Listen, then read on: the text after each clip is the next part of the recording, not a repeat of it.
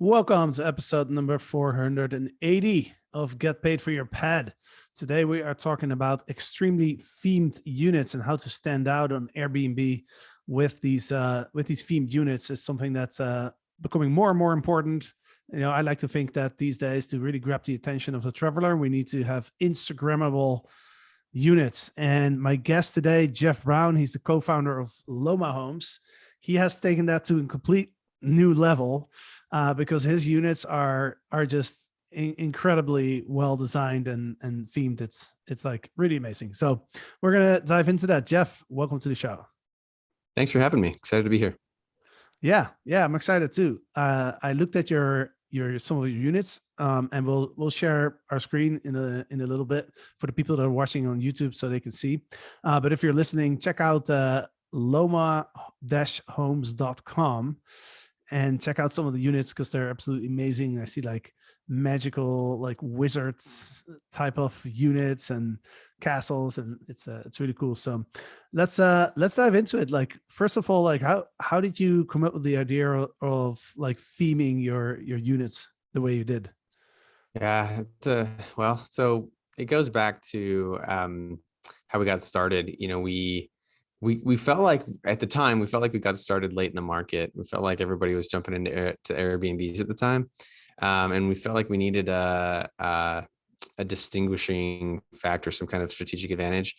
We're very data heavy, so we like to look at the numbers to find good locations to invest in, and we pulled a lot of third-party data, looking at a lot of AirDNA and all those things, and found that Florida was a really popular place to be. It had a lot of great profitability potential, and specifically in Orlando. And then when we looked in Orlando and we kind of looked a little bit deeper, we noticed that there was tens of thousands of vacation rentals in that market. And if we were going to compete and be at all competitive, we had to be different in a big way.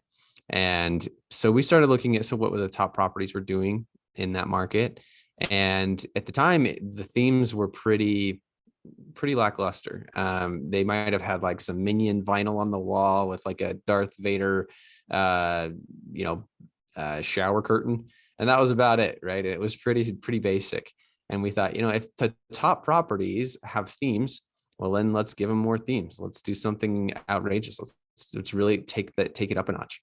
And so, my partners are home flippers. They've been doing home renovations for like a decade, and they were like, you know what, let's find some pretty awesome contractors. Let's go all in.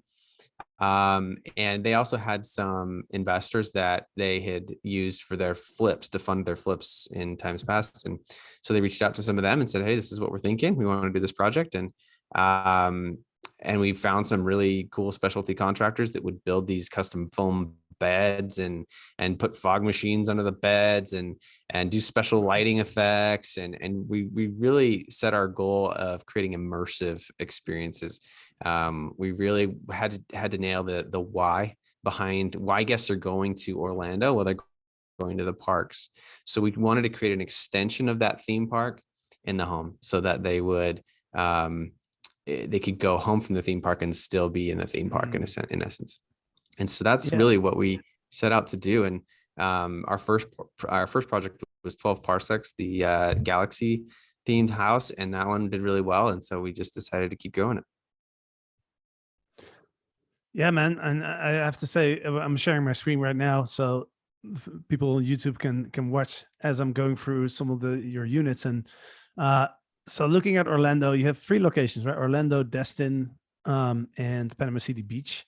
So I'm looking at Orlando, and I see Once Upon a Castle, Wizard's Way, 12 parsecs. Is that right? Parsecs? I actually don't know what a parsec is, but we'll get into that. Raptor Retreat.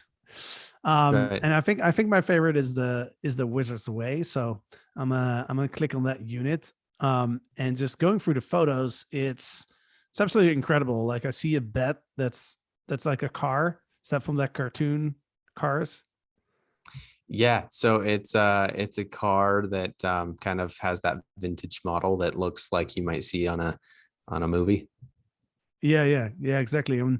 And what I love about the way that you designed it, it's almost it's so 3D.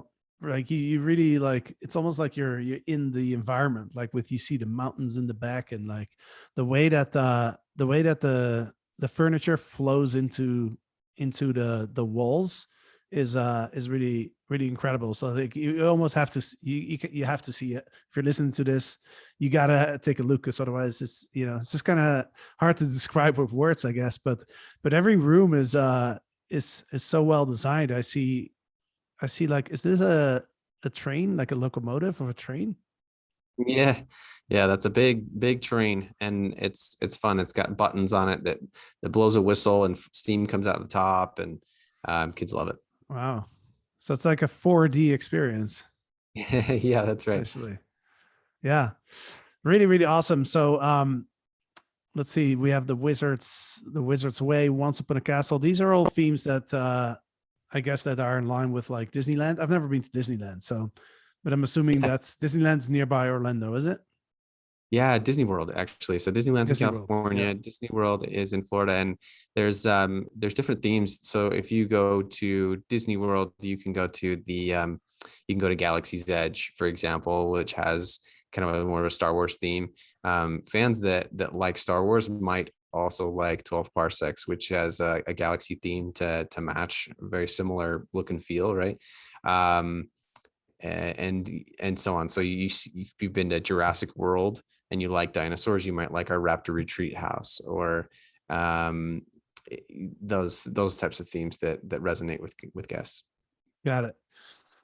So for Orlando, I can see how you're coming up with these themes, right? Because you're looking at, you want it to be an extension of the experience that people are having at the park, which makes a lot of sense.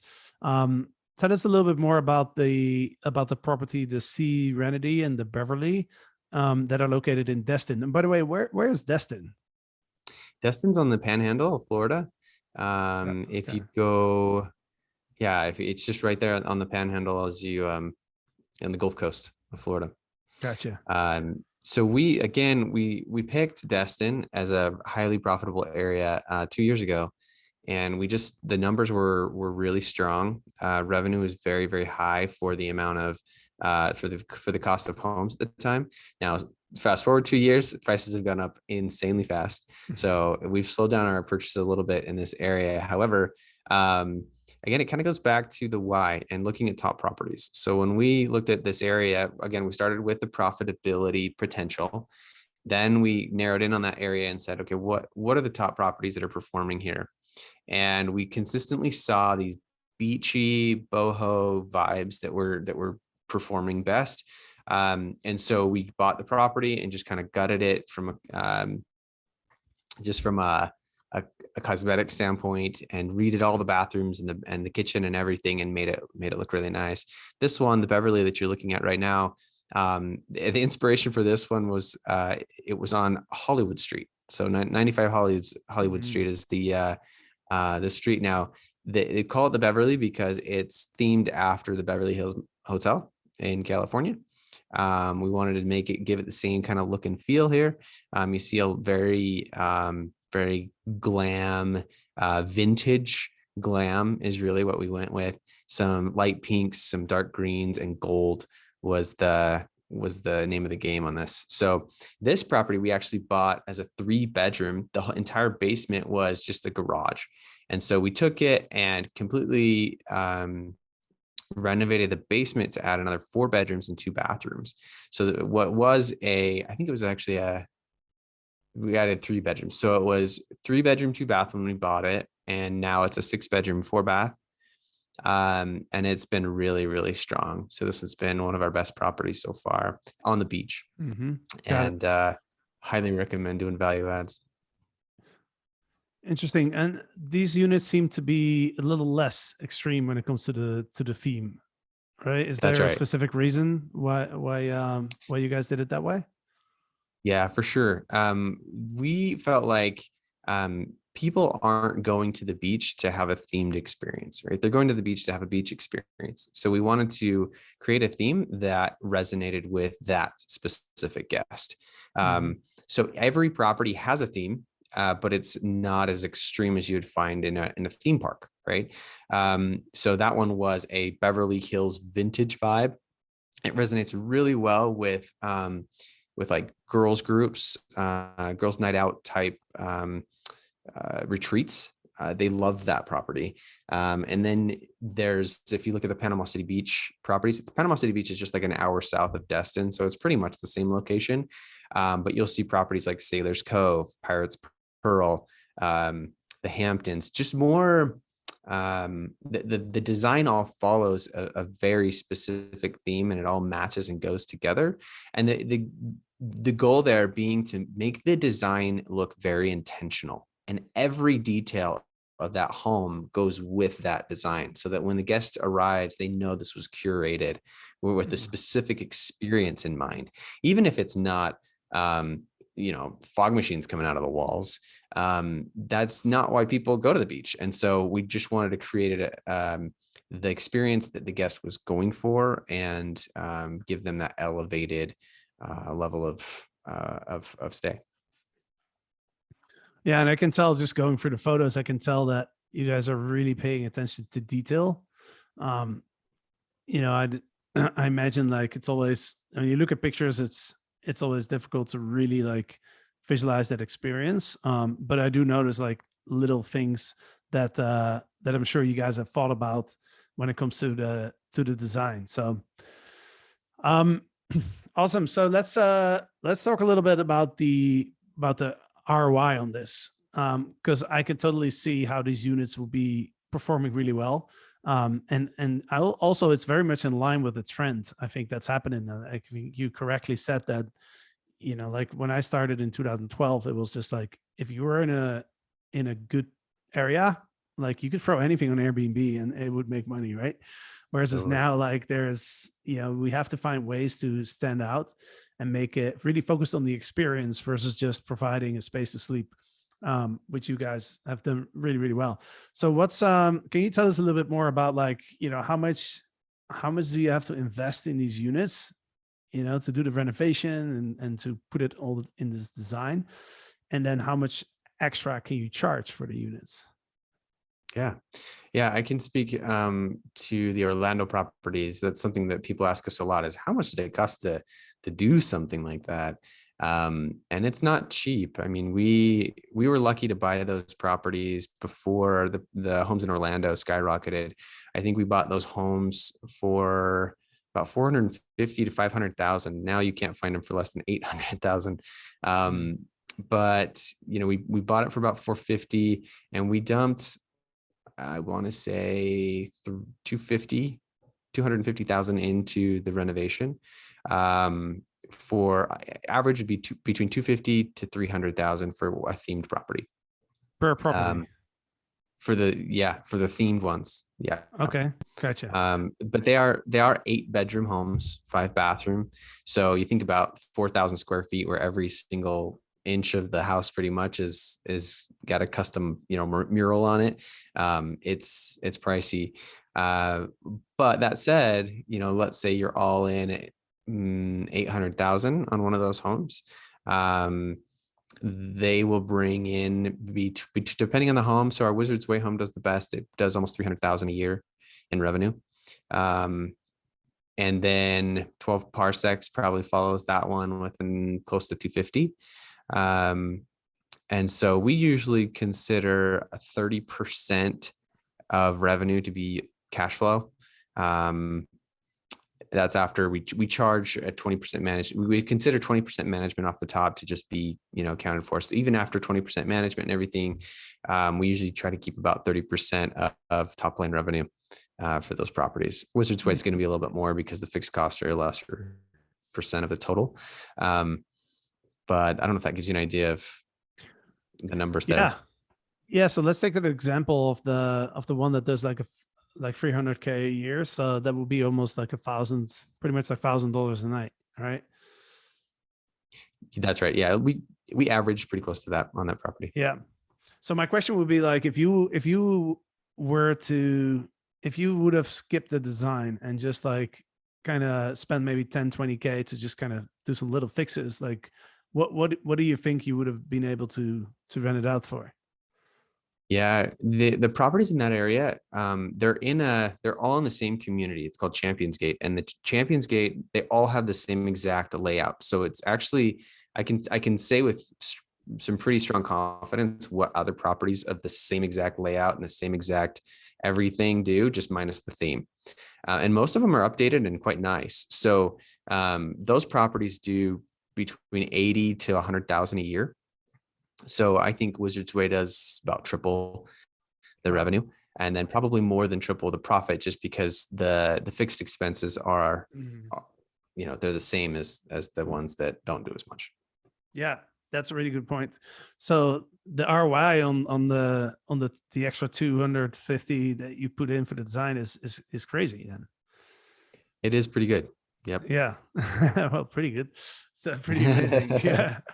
Um, and you make a good point too, right? Because like Eric and we are looking at upgrading our own properties, and we've been doing those calculations too, where it's like, hey, if you go from like 300,000 in revenue to 400,000 in revenue, that's like a 33% increase in revenue, but your insurance is probably not going to change, your electricity, like all those type of things, that's fixed, right? As you mentioned, like a lot of the costs Yes. are fixed. It doesn't necessarily cost more money to clean the units, so so maybe like if you have 300,000 in revenue, and maybe your costs are like, let's just say like your cost is like 100,000, right? Then you left with 200,000. Now if you're adding an extra 100,000 to revenue, um you might just keep that extra 100,000 in profit, almost, minus a little bit, Mhm. right? So you're almost doubling your profit by increasing your revenue by 33%. So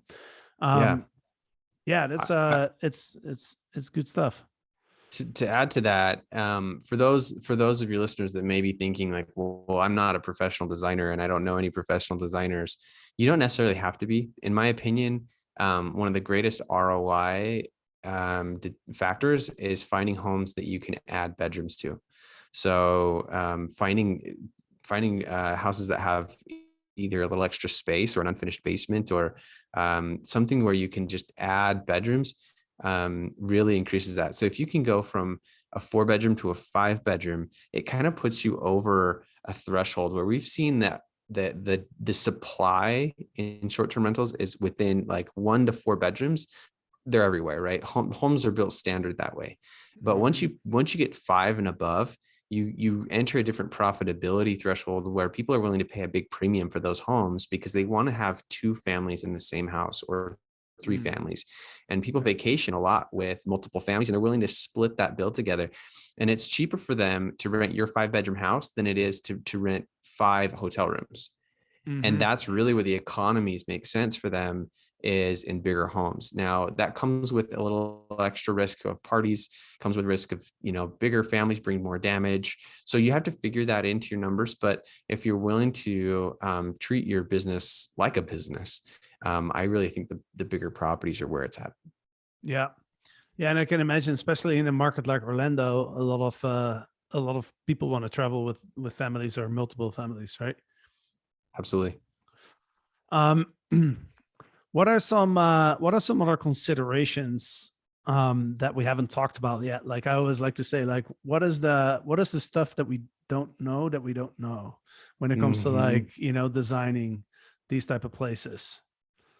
Ah, that's such a great question, because there's so much that we do in the background, and I almost wish my partners were on here, because they deal with the day-to-day of rehabs. Now we manage everything remotely. So our office is in Utah. All of our properties are in Florida. We unless we were in California, we couldn't be farther away from our properties. And my partners manage those rehabs from afar. So there's a lot to learn in terms of doing a rehab right. And you really have to be, because you're going to have to find a contractor and a licensed contractor to do all that. But you need to have really specific milestones and ways of managing those contractors. So if you're not familiar with flipping homes or renovating, it's a it's a risky thing to do. The less experience you have, the smaller the project. So start small. Find a home that you can put some lipstick on, meaning throw some paint on, maybe change some countertops, and then work your way up from that. Because the more work those contractors have to do, the more you have to manage. So just that's the advice I would give, is don't jump into a themed house day one, unless you're on site and you can be on top of those contractors, making sure that everything is coming out the way you want. Because I'll tell you, those murals that you're seeing on those properties, they didn't start that way. They started one way, and we had to say, that's the vision is not aligning. We have to redo this, we have to redo that, or we have to make it work that way. And so it's not a set it and forget it type of project. You really need to be as hands-on as you can. And that can be difficult, especially if you're offsite. Yeah, makes sense. Let's talk about some value adds and some way to add a theme to a unit without having to invest that much money. Right? What are some affordable ways do you think that people can turn their home into, or give it some sort of theme? What I would do, honestly, is I would start reading the 5-star reviews of the top properties, and figure out what it is that people are going to those properties for. What we found in Destin when we first started doing analysis was that people loved, there's like 3 things that they love. They love big open space for like get-togethers, like that they could get their family together and just hang out in the same space. So find out what those, like, that top amenities are. And then from there, I'd say it's all in the details. So you pick a theme. Really, the theme isn't as important as the quality of that theme. So especially if you're on the beach, you can do a sailor's theme and a pirate's theme, and those are fun. Those are really cool. But I would say that the thing that people love the most is when they walk in and every decoration goes with that theme. So pick your theme, whatever it is, but make sure that you do it right and not tacky. That if there is one rug that doesn't go with the color of your color scheme, get rid of it or change it, because it's that level of detail that gives guests a feeling of luxury. Got it. What are you guys looking at right now? Because as you mentioned, the real estate prices are kind of crazy right now. It's also really hard to find contract. We're experiencing that ourselves. It's really hard to find contractors. Materials are expensive. Architects, Totally. backed up. What are you thinking for the next couple of years? I think for us, we've actually considered new builds. Even with all of the increase in prices for materials and labor, we can still build a house in our given areas for way cheaper than we can buy an existing house. So maybe that sounds a little bit daunting for most of your listeners, but I think that's where the numbers make the most sense right now. There's small pockets, I think, that you can look into as well if you're not willing to build. I think there's some areas in Arizona, like Sedona. Think national parks. So you're usually pretty safe if you find a national park that really any national park, and put up something that goes with the theme of that park. So if you're in a forest, national park forest, put something cabiny, make it look intentional, and you'll do fine. I think that even though prices are high, there's always opportunities in short-term rentals if you manage well. So that I would say that given 2-3 years ago, the profits were huge. Everybody was making hand over fist, and you may not make those kinds of profits, but I still think that if you can hold on to some real estate and make the best cash flow you can, I think Airbnb is still a solid model. Yeah. What's your expectations when it comes to the real estate market for the next few years? I just think I don't think it'll burst like everyone's expecting. The articles I've read make it sound like it's not going to be as hot as it's in the last 2 years. So hopefully there will be a little bit more balance in the market where you're not having to bid against 20 other people and put a cash offer anymore. So I don't think it'll tank, but I do think it'll slow down and be a little bit easier to buy, even though prices are high. And maybe there'll be a little bit of negotiating room now. Yeah. So that's, I mean, it could be a great thing for Yeah. people just to get in. Okay. You mentioned you're now thinking of like building new homes.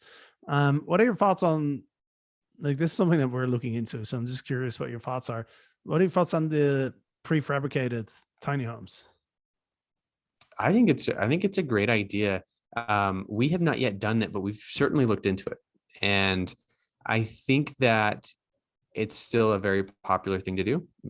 People like different and trendy. I don't think they mind that it's manufactured. I think they like you said, they want the experience. So the home itself, I don't think is enough to command a premium. But if you put that home in a really cool place where they can have a cool experience, I think that's what matters. Hmm. And I think it's a solid model. The one thing we considered, and we're still looking into, maybe having tiny homes that we can move from season to season. So we're actually considering finding an area where there's like a ski area for the winter and something cool for the summer, where we can actually pick them up, move them, and take advantage of 2 peak seasons. Yeah. Because we've learned that if you're in peak season in an area like in the beach, you can charge whatever. You can put up a cardboard box and almost charge $1,000 a night.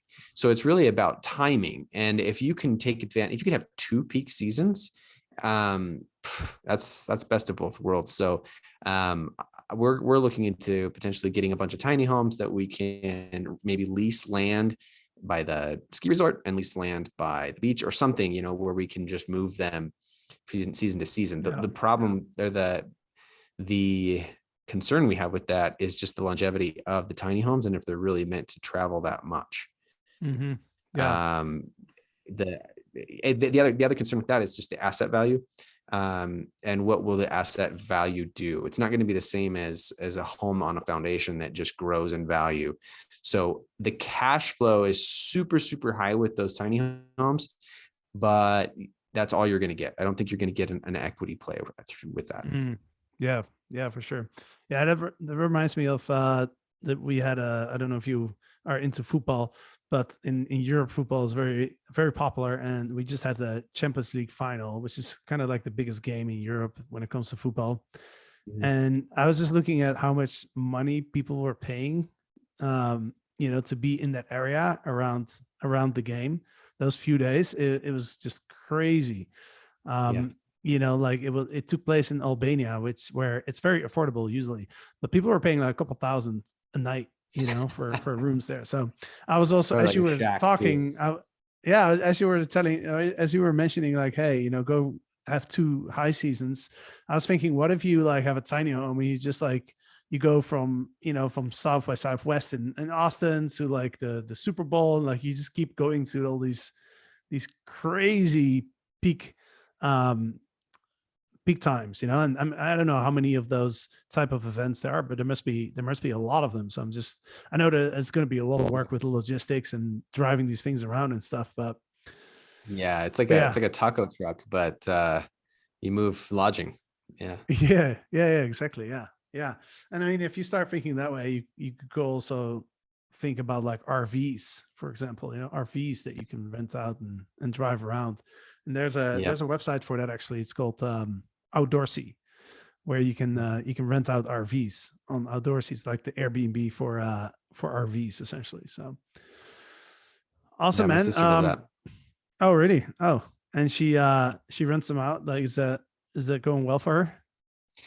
She just started, but yeah, I think it's going well for it. It's kind of the next Airbnb, right? So I think there'll be a lot of profit margin in it for the next few years until more people start to jump in and see where it goes. But Yeah. yeah, it seems to be working for her. Awesome. Um, cool, man. Well, thank you so much for your time. This was really interesting. And again, if you're listening to this, you got to check out the website loma-homes.com. check out the properties that Jeff and his partner have created. It's absolutely absolutely amazing. And if there's people who might have some questions, want to get in touch with you, what's the best way to get in touch with you? Yeah, you can email me at Jeff, Jeff at loma-homes.com. Awesome. Very simple. Awesome, man. Well, any final thoughts before we wrap it up here? No, just encourage your listeners to get out there and keep buying homes. I know it sounds scary, but I promise there's still money in it. Yeah, that's right.